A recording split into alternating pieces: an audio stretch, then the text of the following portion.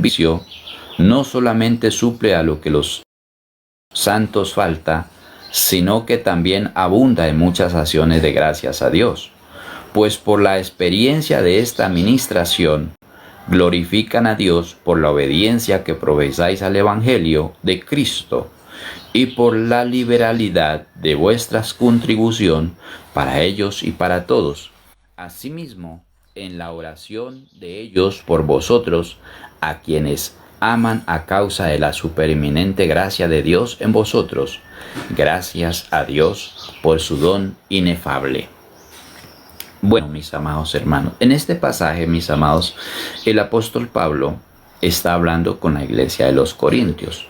El apóstol Pablo les está hablando acerca de un donativo, o sea, les está hablando de una ofrenda voluntaria, o sea, una ofrenda voluntaria, pero los anima en esa ofrenda voluntaria, los anima y les dice, pero esto digo, el que siembra escasamente también segará escasamente, y el que siembra generosamente, generosamente también segará. O sea, los anima y les dice, bueno, si ustedes siembran poquito, pues ustedes van a cosechar poquito. Si ustedes siembran bastante, ustedes van a cosechar bastante, ¿sí? Y poderoso es Dios para hacer que abunde en vosotros toda gracia, a fin de que teniendo siempre en todas las cosas todo lo suficiente, abundéis para toda buena obra. Como está escrito, repartió, dio a los pobres, su justicia permanece para siempre, ¿verdad? Entonces, y el que da semilla al que siembra y pan al que come, proveerá y multiplicará vuestra sementera y aumentará los frutos de vuestra justicia, para que estéis enriquecidos en todo, para toda liberalidad, la cual produce por medio de nosotros acción de gracias a Dios. Entonces, el apóstol Pablo anima a la iglesia de los Corintios a un donativo, una ofrenda voluntaria, pero algo particular que tiene el apóstol Pablo es que no pide la ofrenda directamente para él, sino que la pide para compartirla con los más necesitados. Digamos, generalmente el apóstol Pablo le gusta mucho hacer donativos a la iglesia que está en Jerusalén. O sea, porque recordemos que Pedro, mis amados hermanos, Pedro fue llamado también, mis amados hermanos, y Pedro estableció iglesia en Jerusalén. Pues en el primer discurso se convirtieron como 3,000 personas. Pero había un problema, que en Jerusalén había mucha persecución para la iglesia. Entonces la iglesia, que es la primera iglesia que nace, la primera iglesia que nace no nace en Roma, la primera iglesia que nace en Jerusalén por los apóstoles, es la que se llama la iglesia ortodoxa. Y esa iglesia, mis amados, estaba siendo supremamente perseguida. Entonces ellos no tenían libertad para poder entonces digamos trabajar o para moverse libremente por la nación, porque eran perseguidos, eran azotados, eran encarcelados. Entonces ellos, y por esa persecución tan extensa, ellos estaban padeciendo mucha hambre, física hambre, ¿sí? Entonces Pablo siempre en sus donativos siempre se acordaba mucho de esa iglesia pobre, esa iglesia necesitada.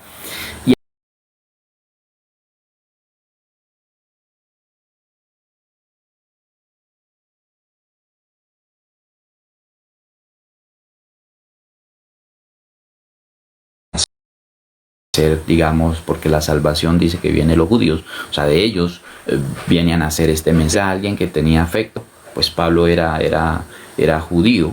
Pablo, mis amados hermanos, era de la tribu de Benjamín. Pablo había sido educado, mis amados hermanos, en las leyes judías, a los pies de Gamaliel, un gran sabio de los conceptos de la ley. Pablo tenía un gran afecto por esa nación. Entonces él, a esos hermanos que habían creído en Cristo también, él siempre buscaba cómo llevarle donativos, ¿sí? Y Pablo instaba mucho al servicio, de la ayuda de los necesitados, de las viudas, ¿sí? En todos sus escritos uno mira a Pablo siempre preocupado por las viudas, por el huérfano, por el necesitado, ¿sí?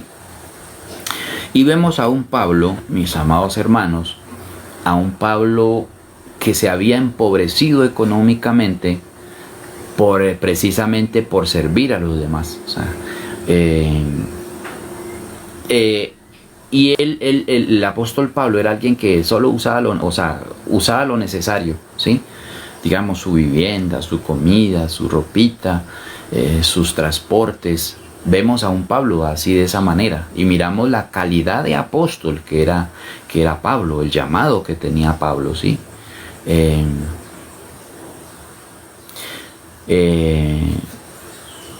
Dios te bendiga, Eladio, por apoyar el like. Pero más sin embargo, Pablo, digamos, no fue un hombre ambicioso al dinero, ¿sí?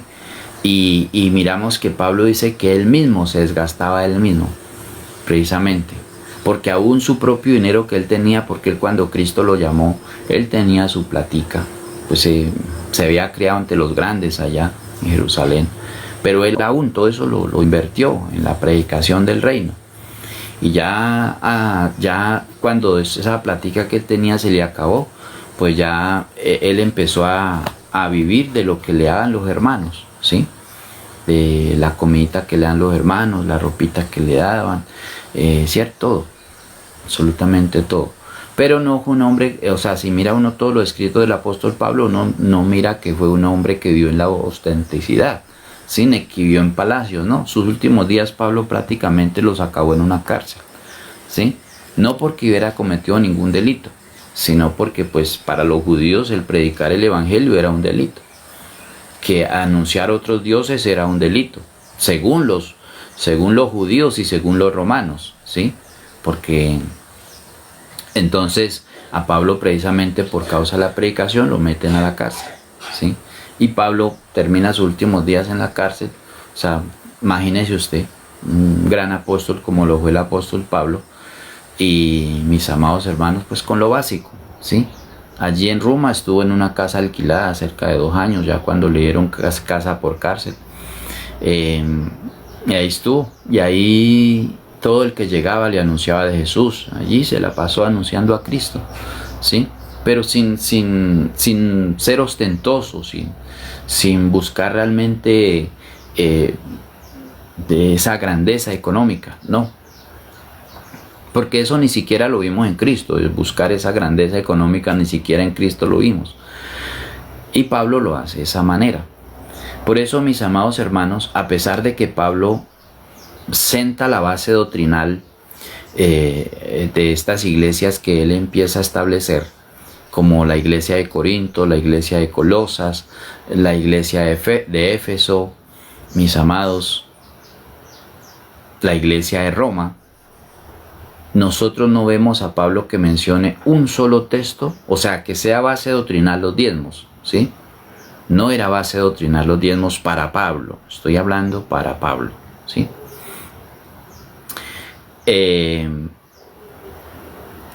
Porque nosotros encontramos a Pablo que hablaba del bautismo, Pablo hablaba de la ley, Pablo hablaba de la gracia, Pablo hablaba de las obras, Pablo hablaba de la fe, Pablo hablaba del pecado, Pablo hablaba de la justificación, Pablo hablaba del sacrificio de Cristo. Y usted mira, cuando estudia todo lo escrito de Pablo, usted mira que hay una riqueza doctrinal inmensa, ¿sí? Pero dentro de esa riqueza doctrinal no aparecen los diezmos, no aparecen. Entonces ahí es donde yo digo, bueno, alguien que sustenta los diezmos, ¿cómo puede sustentar el Nuevo Testamento que el diezmo es obligatorio? ¿Cómo lo puede sustentar? ¿Con qué textos del Nuevo Testamento puede decir que el diezmo es obligatorio? ¿Sí? Porque hoy en día se mira mucho que la gran mayoría de enseñanzas, digamos, de entidades religiosas, una de las bases doctrinales es pagar el diezmo obligatorio. Es más, si usted no paga el diezmo, ni siquiera lo bautizan, ¿sí? Porque antes, en el estudio que le hacen para bautizarlo, lo que le colocan ahí, una de las bases doctrinales es el diezmo, ¿sí? El diezmo. Entonces, miramos sobre qué base doctrinal nos basamos, ¿sí? Y usted puede estudiar todo el Nuevo Testamento y mirará que la mención al diezmo es muy escasa. Es muy escasa porque en el mensaje del Evangelio el diezmo no era una base doctrinal, ni es una base doctrinal. De pronto hoy en día se ha impuesto como una base doctrinal en las entidades religiosas, pero realmente en los escritos de Cristo, en los escritos de Pablo ni de Pedro, no eran base doctrinal, ¿sí? Es mejor para decirles, mira, Juan no menciona la palabra diezmos, ¿sí? El apóstol Juan. El apóstol Pedro tampoco menciona la palabra diezmo en sus escritos, ¿sí? Entonces, ahí es donde yo digo, bueno, si nosotros estamos basándonos bajo la base doctrinal del Evangelio, ¿qué sustento tenemos para realmente nosotros decir que realmente los diezmos están vigentes hoy en día y que es maldición el no darlos?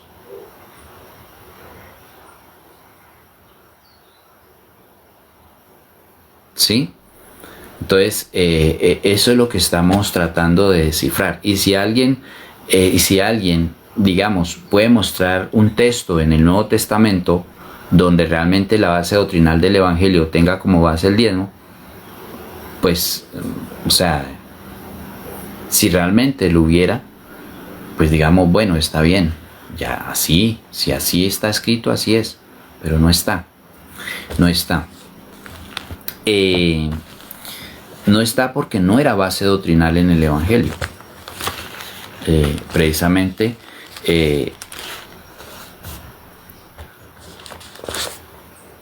vamos a mirar, mis amados, vamos a mirar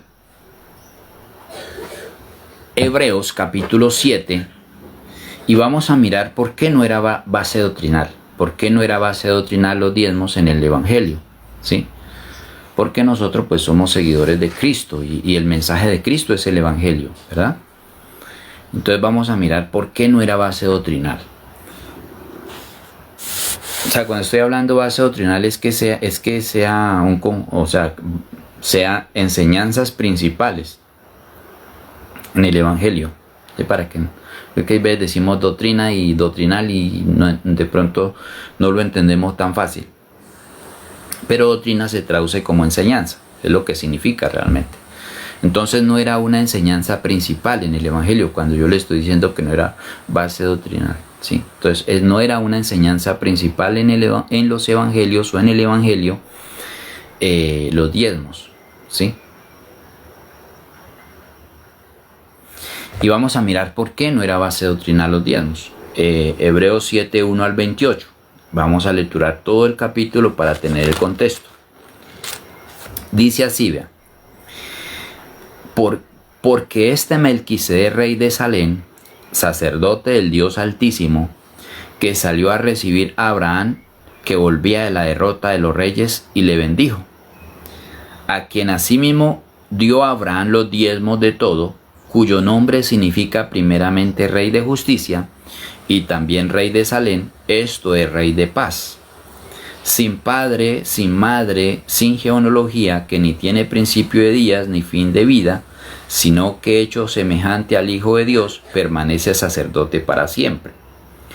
Considerad pues cuán grande era este a quien aún Abraham el patriarca dio diezmos del botín. Ciertamente los que de entre los hijos de Leví reciben el sacerdocio tienen el mandamiento de tomar del pueblo los diezmos según la ley, es decir, de sus hermanos, aunque estos también hayan salido de los lomos de Abraham. Bueno, hasta aquí miramos, mis amados, hasta aquí miramos, por ejemplo, mis amados hermanos, que aquí habla de Abraham. Recordemos que Abraham vivió 430 años antes de establecerse la ley de Moisés, o la ley dada a Moisés para la nación de Israel, o las tablas del pacto, ¿cierto?, con la nación de Israel. Entonces dice que Abraham dio los diezmos, pero Abraham dio los diezmos a Melquisedec, o sea, no un sacerdote de la ley, sino un sacerdote que es prototipo de Cristo, un sacerdote que no tiene principio de días ni fin de días, no tiene descendencia, ¿sí? O sea, es un sacerdote eterno, ¿sí? Y Jesús viene a ser de ese orden del sacerdocio eterno, según el orden de Melquisedec. Entonces, luego Abraham le dio los diezmos, pero no bajo una ley, sino que Abraham le dio los diezmos precisamente porque Abraham venía de una conquista, precisamente había hecho guerra y había ganado la guerra, había ido y recuperado a Lot, que era un familiar suyo.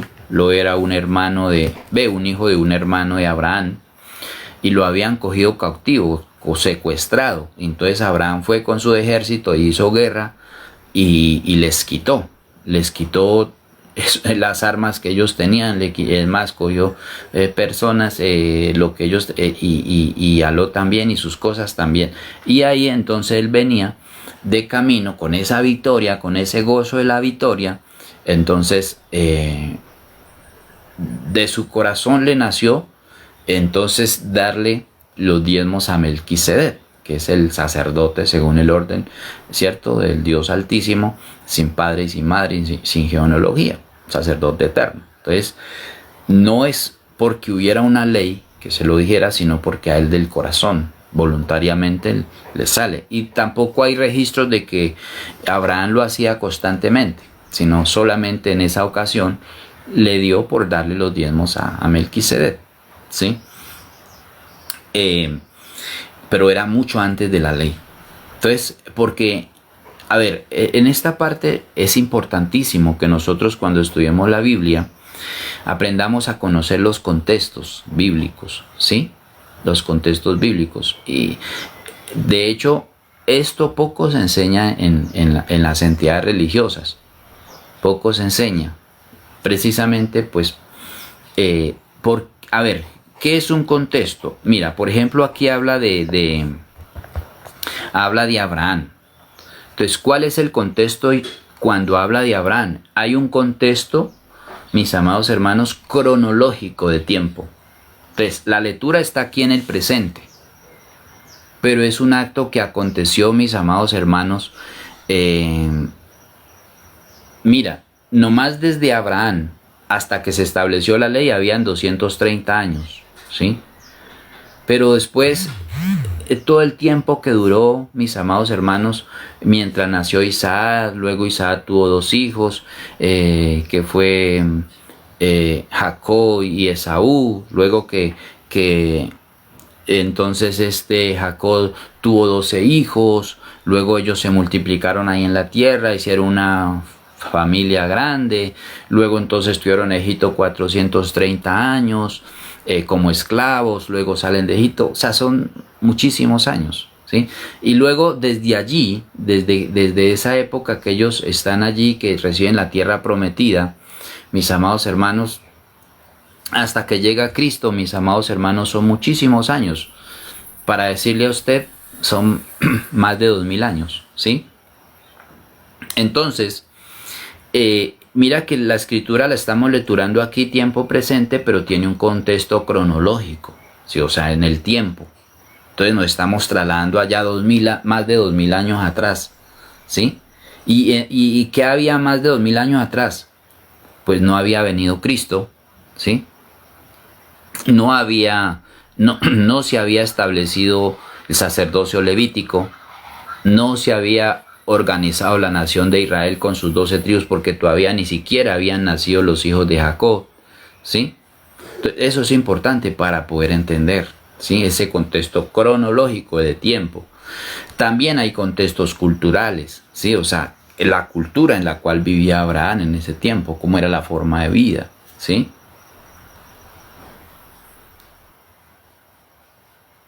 Y además de eso,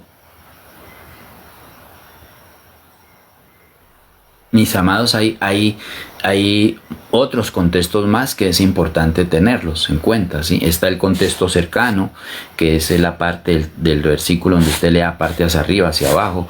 Está el contexto general, que es el contexto de todo el libro, ¿sí? El propósito, donde usted encuentra los propósitos del libro. Entonces, hay otros contextos lineales donde un texto que está aquí, por ejemplo en Hebreos, tiene que coincidir con un texto que está en Mateo, con un texto que está por allá en Pedro, con un texto que está en Juan, porque no se pueden contradecir. Son reglas para poder entender la Escritura, ¿sí? Porque es muy fácil yo poner un texto aquí en Hebreos a decir lo que yo quiera, pero luego me voy a las cartas de Pedro y ya se me contradice todo. Entonces ya, o sea, yo me aferro a esta, pero estoy contradiciendo el resto. Entonces es una mala interpretación bíblica, ¿sí? Y que eso se ve muchísimo hoy en día. Se ven por montones malas interpretaciones bíblicas, porque no se tiene un concepto de estudio, ¿sí? O sea, un concepto serio, pues. Y otra cosa es seguir la secuencia gramatical, realmente lo que quiere decir el texto, lo que dice el texto, ¿sí? Entonces, todo eso hace parte, mis amados, de cómo nosotros realmente podemos entender la Biblia de la manera adecuada, ¿sí? Entonces, aquí mira que Abraham dio diezmos. Yo entiendo, una personita que es nueva, que apenas está conociendo a Jesús, pues no conoce todas estas cosas de la Biblia. Entonces, él solamente le abre en la Biblia, por acá, digamos, en Génesis, le abren la Biblia por ahí en Génesis, donde dice que Abraham dio diezmos a Melquisedec, y él dice, sí es bíblico, ¿sí? Sí es bíblico, porque ahí está. Pero solamente le leen ese pedazo. Pero donde dice, por ejemplo, que el que no guarde el sábado, que lo apedreen. Imagínense. Porque en la ley también estaba, ¿sí? Y la ley viene 430 años después de Abraham y dice que el que no guarde el sábado, que lo maten a piedra. Eso dice textualmente la ley, ¿sí? Entonces, eso también es bíblico, también tenemos que aplicar eso de matar al que no guarda el sábado. Entonces ahí es donde necesitamos los contextos. Necesitamos saber a quién se dijo, por qué se dijo, en qué tiempo se dijo, ¿sí? ¿Qué quiso expresar el autor primario? ¿Con qué comunidades se comunicó? Todo eso es importantísimo cuando estudiamos la palabra. Entonces dice, mira, dice que allí Abraham dio diezmos, pero allí no estaba la ley de los diezmos. Solo lo dio en un acto de voluntad de acá del corazón. Ahora dice Hebreos 7:4, dice, considera pues cuán grande era este a quien aún Abraham el patriarca dio diezmos del botín. Ciertamente los que entre los hijos de Leví ahora nos pasamos a otro contexto, ya luego nos dice los hijos de Leví. Pues los hijos de Leví, mira mi amado que la escritura me está hablando aquí de Abraham, ¿sí? Abraham es el que Dios le hizo la promesa que a través de él iban a ser una nación e iban a ser naciones y reinos de la descendencia de él, ¿sí? Entonces luego, mira que la escritura me pasa de Abraham, que es el que tiene la promesa, ya me pasa a los hijos de Leví. ¿Quiénes son los hijos de Leví? Ahora es importante saber quiénes son los hijos de Leví. Entonces los hijos de Leví, ¿de dónde nacen? Vino Abraham, que tenía la promesa de que a través de él iba a nacer un hijo, que era Isaac, ¿sí? Bueno, ya por la promesa de Dios nació Isaac, pero también nació Ismael, ¿sí? Ismael también nació de Abraham con la concubina. Entonces Abraham tuvo dos hijos, uno que llamó Ismael y otro que se llamó Isaac, ¿sí?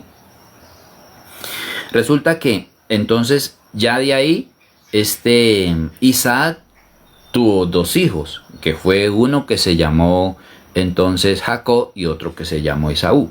Luego Jacob tuvo 11 hijos.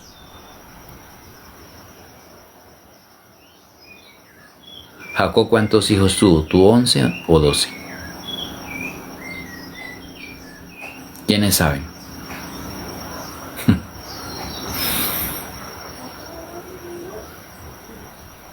Aleluya. ¿Quiénes de los que están acá saben que tuvo 12 hijos? Tuvo 12 hijos. 12 hijos. De hecho, aquí en Apocalipsis dice las 12 tribus. Las 12 tribus de Israel. ¿Sí? Por aquí está. De los sellados. Los sellados. Mira, por aquí voy a lecturarle esa partecita. Dice: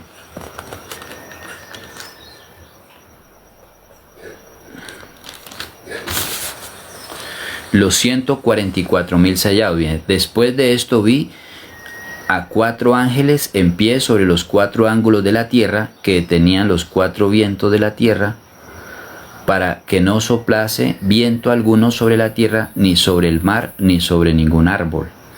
Vi también otro ángel que subía de donde sale el sol, y tenía el sello del Dios vivo, y clamó a gran voz a los 4 ángeles, a quienes se les había dado el poder de hacer daño a la tierra y al mar, diciendo: no hagas daño a la tierra, ni al mar, ni a los árboles, hasta que hayamos sellado en sus frentes a los siervos de nuestro Dios. Y oí el número de los sellados: 144,000 sellados, de todas las tribus de los hijos de Israel. ¿Sí? Dice: de la tribu de Judá, 12,000 sellados; de la tribu de Rubén, 12,000 sellados; de la tribu de Gad, 12,000 sellados; de la tribu de Aser, 12,000 sellados; de la tribu de Neftalí, 12,000 sellados; de la tribu de Manasés, 12,000 sellados; de la tribu de Simeón, 12,000 sellados; de la tribu de Levit, 12,000 sellados. Mira, la tribu de Levit, que es el tema que estamos trayendo. Tribu de Leví, 12,000 sellados; de la tribu de Isaacar, 12,000 sellados; de la tribu de Zabulón, 12,000 sellados; de la tribu de José, 12,000 sellados; de la tribu de Benjamín, 12,000 sellados. ¿Sí? Entonces, Jacob tuvo 12 hijos. Estos son los nombres, vea: Judá, Rubén, Aser, Neftalí, Simeón, Zabulón, ¿sí? Leví. Bueno, entonces mira que, entonces aquí viene, entonces ya Jacob tuvo 12 hijos, que son los que entonces vienen a formar las, digamos, 12 comunidades, que son las 12 tribus, ¿sí? Y entre esas 12 tribus, entonces resulta que ellos se van como esclavos a Egipto. O sea, les toca irse por el hambre que había allí. Recordemos que José fue llevado a Egipto y fue segundo después del rey, del faraón. Entonces él almacenó alimentos. Pero estuvieron ahí 430 años como esclavos, ahí esas 12 tribus ahí en Egipto.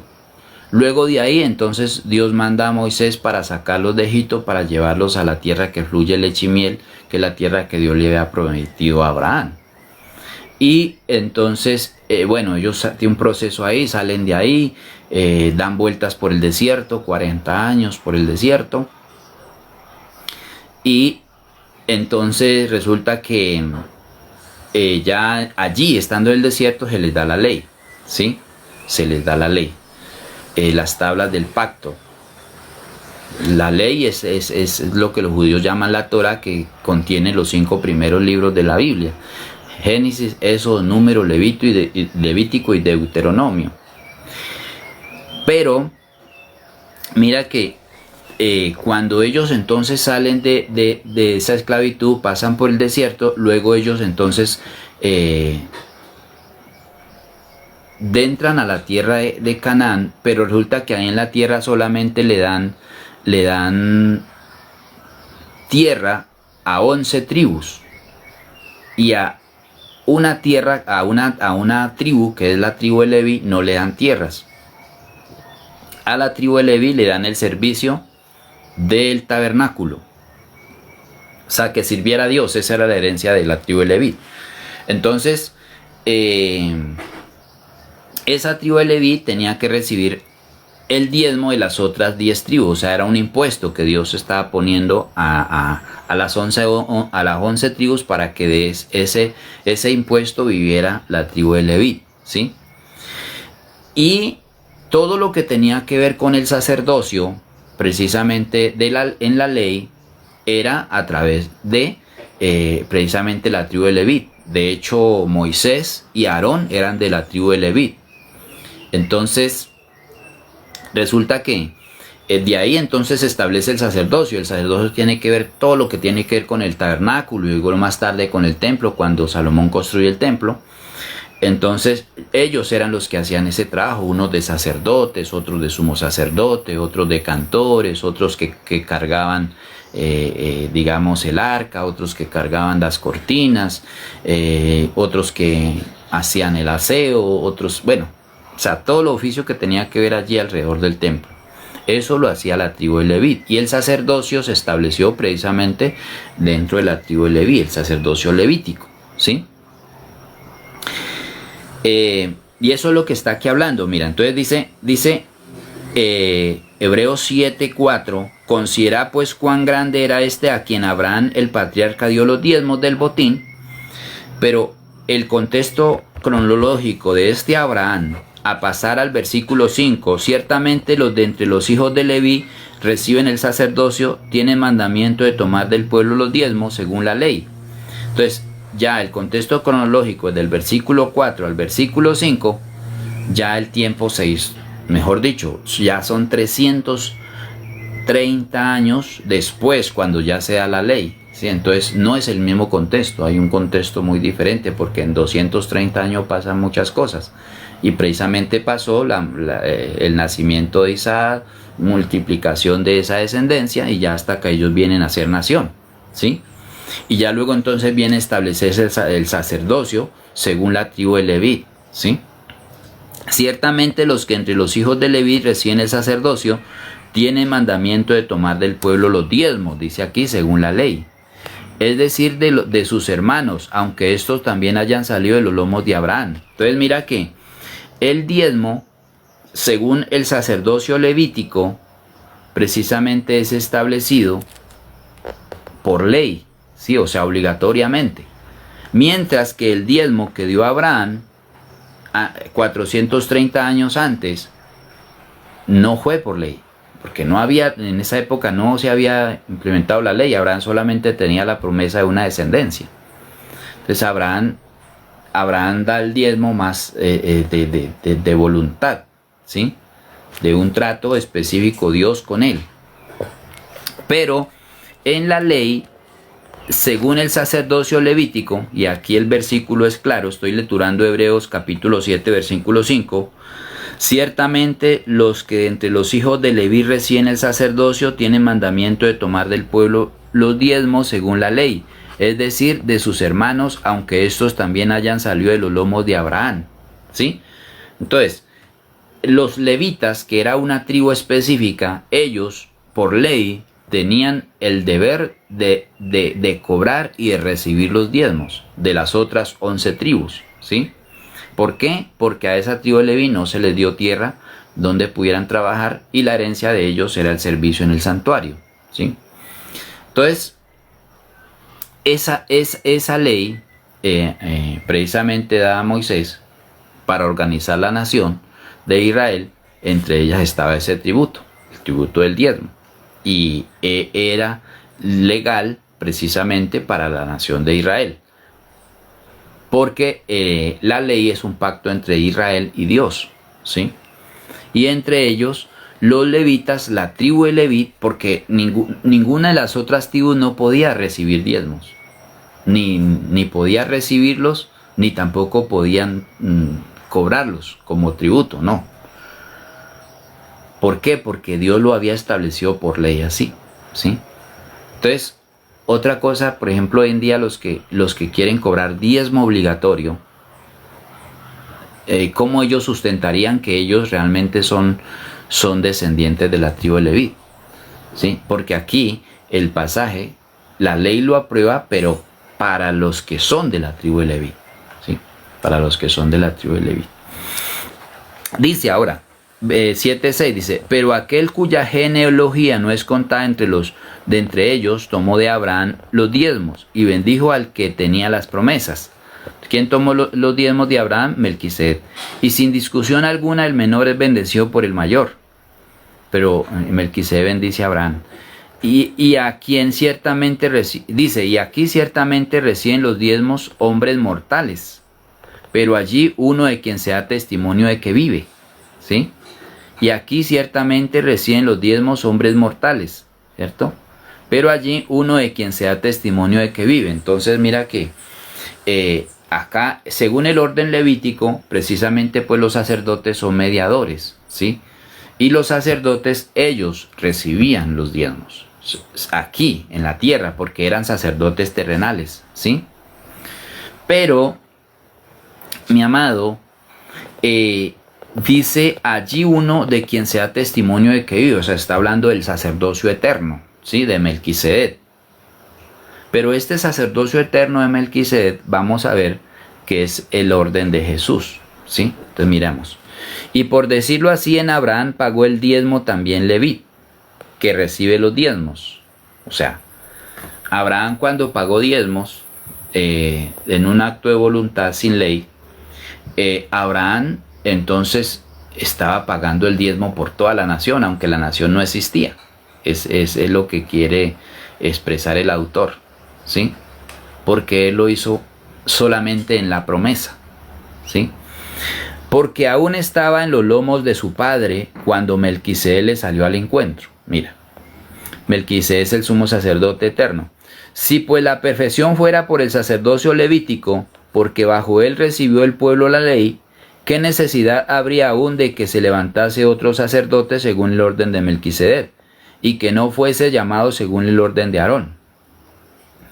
Pero mira que aquí ya el pasaje ya empieza a cuestionarse.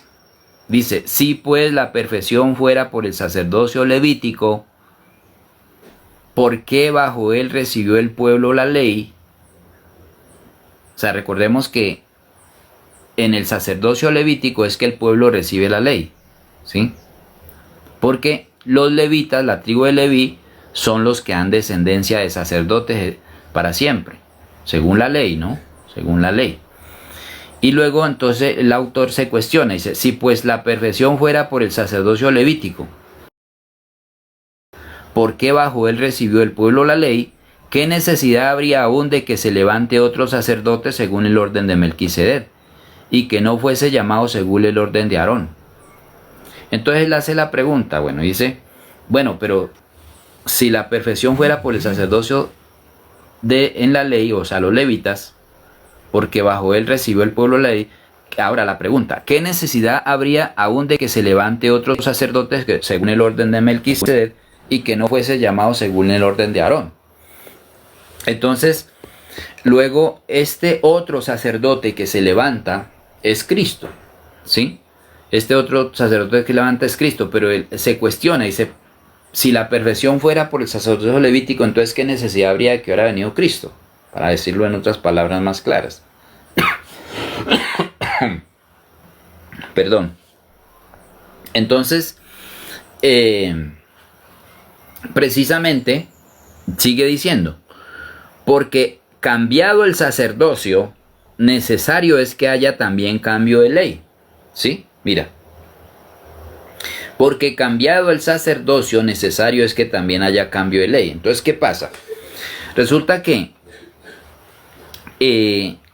anteriormente el pueblo se acercaba a Dios a través de los mediadores que eran los sacerdotes levíticos, o sea, hombres establecidos como sacerdotes, como mediadores allí precisamente digamos en el templo. O sea, el sumo sacerdote que entraba cada año con sacrificios de sangre al lugar santísimo, y estaba el sacerdote que derramaba la sangre también de los corderos en el lugar santo para expiar el pecado de la nación de Israel, porque Dios realmente se ha revelado a la nación de Israel.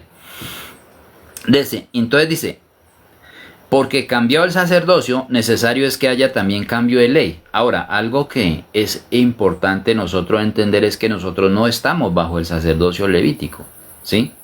Nosotros estamos bajo el sacerdocio de Jesús, ¿sí? Porque si estuviéramos bajo el sacerdocio levítico, precisamente sí todavía fuera obligatorio recibir los diezmos, pero también fuera obligatorio el sacrificio de los corderos, el sacrificio de los machos cabríos, el sacrificio de los toros, ¿sí?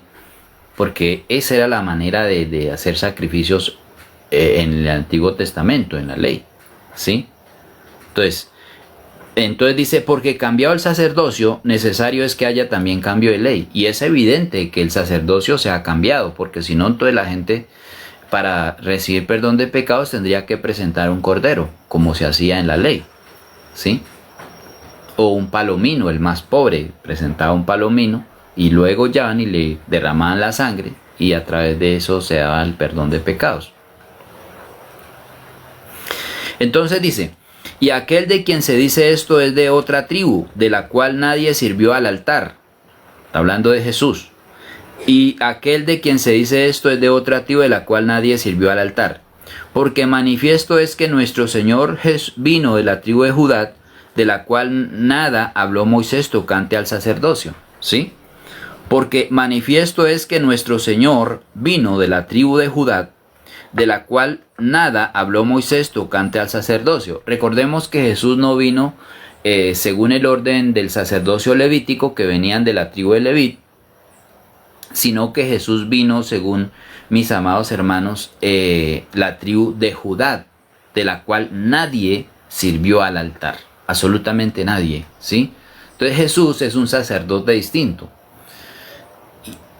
De hecho, ni siquiera viene el orden de Leví, ¿sí? Y esto es aún más manifiesto si a semejanza de Melquisedec se levanta un sacerdote distinto. Entonces, Jesús es según a semejanza de Melquisedec, que es un sacerdote eterno, o sea, sin principio de días y sin fin de días. No constituido conforme a la ley del mandamiento. O sea, el sacerdocio de Jesús no es constituido conforme a la ley, ¿sí?, que Dios le dio a Moisés para la nación de Israel. El sacerdote de Jesús es constituido según un sacerdocio diferente. No constituido conforme a la ley del mandamiento acerca de la descendencia, dice, sino según el poder de una vida indestructible, dice Hebreos 7:17, pues sea testimonio de él, tú eres sacerdote para siempre, según el orden de Melquisedec. Está en Salmo 110:4, donde habla de Jesús, que es sacerdote para siempre, según el orden de Melquisedec, que no viene según el orden de Aarón o según el orden de Leví, sino un sacerdote distinto de la tribu de Judá.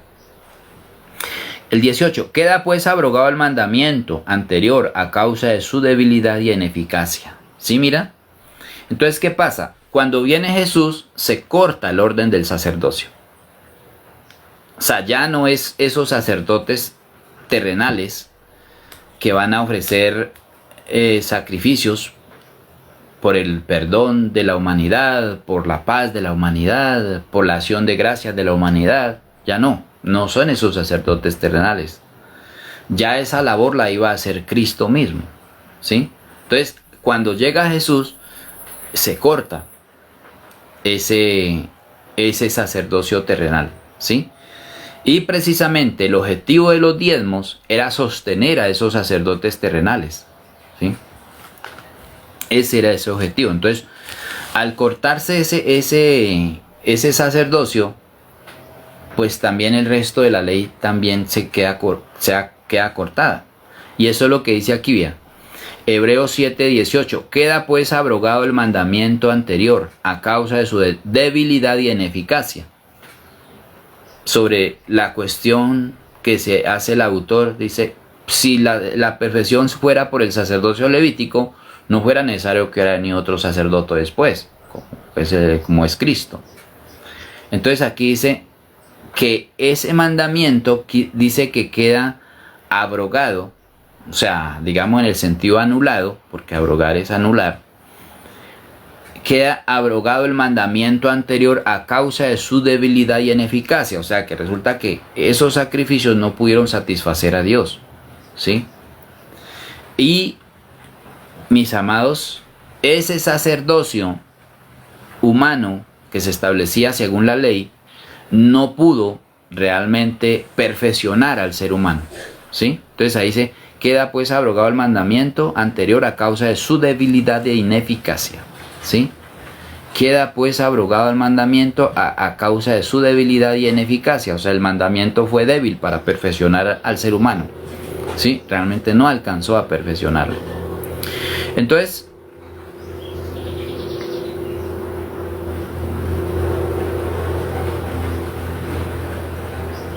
Entonces, dice aquí, queda pues abrogado el mandamiento anterior a causa de su debilidad e ineficacia, pues nada perfeccionó la ley, y de la introducción de una mejor esperanza por la cual nos acercamos a Dios. Dice aquí la escritura. Hebreos 7:20 dice: y esto no fue hecho sin juramento, porque los otros ciertamente sin juramento fueron hechos sacerdotes, pero este con el juramento del que le dijo, juró el Señor, y no se arrepentirá, tú eres sacerdote para siempre según el orden de Melquisedec. Ahora, ¿quién es ese sacerdote para siempre según el orden de Melquisedec? Es Cristo, porque está hablando que vino de la tribu de Judá, ¿sí? Por tanto, Jesús es hecho fiador de un mejor